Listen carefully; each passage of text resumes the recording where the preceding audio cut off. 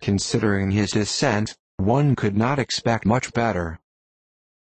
His guilt and his descent appear by your account to be the same, said Elizabeth angrily, for I have heard you accuse him of nothing worse than of being the son of Mr. Darcy's steward, and of _that_. I can assure you, he informed me himself. I beg your pardon, replied Miss Bingley, turning away with a sneer. Excuse my interference. It was kindly meant. Insolent girl, said Elizabeth to herself. You are much mistaken if you expect to influence me by such a paltry attack as this. I see nothing in it but your own wilful ignorance and the malice of Mr. Darcy. She then sought her eldest sister, who has undertaken to make inquiries on the same subject of Bingley. Jane met her with a smile of such sweet complacency, a glow of such happy expression, as sufficiently marked how well she was satisfied with the occurrences of the evening. Elizabeth instantly read her feelings, and at that moment solicitude for Wickham, resentment against his enemies, and everything else, gave way before the hope of Jane's being in the fairest way for happiness. I want to know, said she, with a countenance no less smiling than her sister's, what you have learnt about Mr. Wickham.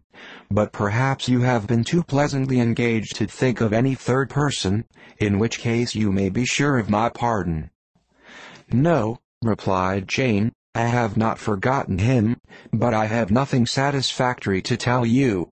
Mr. Bingley does not know the whole of his history, and is quite ignorant of the circumstances which have principally offended Mr. Darcy, but he will vouch for the good conduct, the probity, and honor of his friend, and is perfectly convinced that Mr. Wickham has deserved much less attention from Mr. Darcy than he has received, and I am sorry to say by his account as well as his sister's, Mr. Wickham is by no means a respectable young man. I am afraid he has been very imprudent, and has deserved to lose Mr. Darcy's regard. Mr. Bingley does not know Mr. Wickham himself. No, he never saw him till the other morning at Meryton. This account then is what he has received from Mr. Darcy. I am satisfied. But what does he say of the living? He does not exactly recollect the circumstances, though he has heard them from Mr. Darcy more than once, but he believes that it was left to him conditionally only. I have not a doubt of Mr. Bingley's sincerity, said Elizabeth warmly, but you must excuse my not being convinced by assurances only. Mr. Bingley's defense of his friend was a very able one, I dare say, but since he is unacquainted with several parts of the story, and has learned the rest from that friend himself, I shall venture to still think of both gentlemen as I did before. She then changed the discourse to one more gratifying to each, and on which there could be no difference of sentiment. Elizabeth listened with delight to the happy, though modest hopes which Jane entertained of Mr. Bingley's regard, and said all in her power to heighten her confidence in it.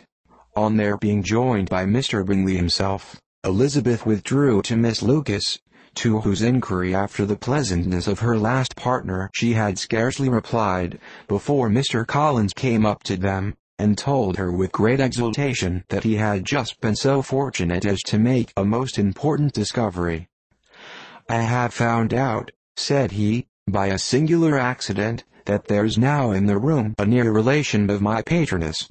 I happened to overhear the gentleman himself mentioning to the young lady who is the honours of the house the names of his cousin Miss Iborg, and of her mother Lady Catherine.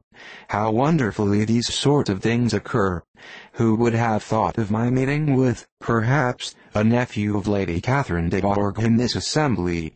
I am most thankful that the discovery is made in time for me to pay my respects to him, which I am now going to do, and trust he will excuse my not having done it before. My total ignorance of the connection must plead my apology.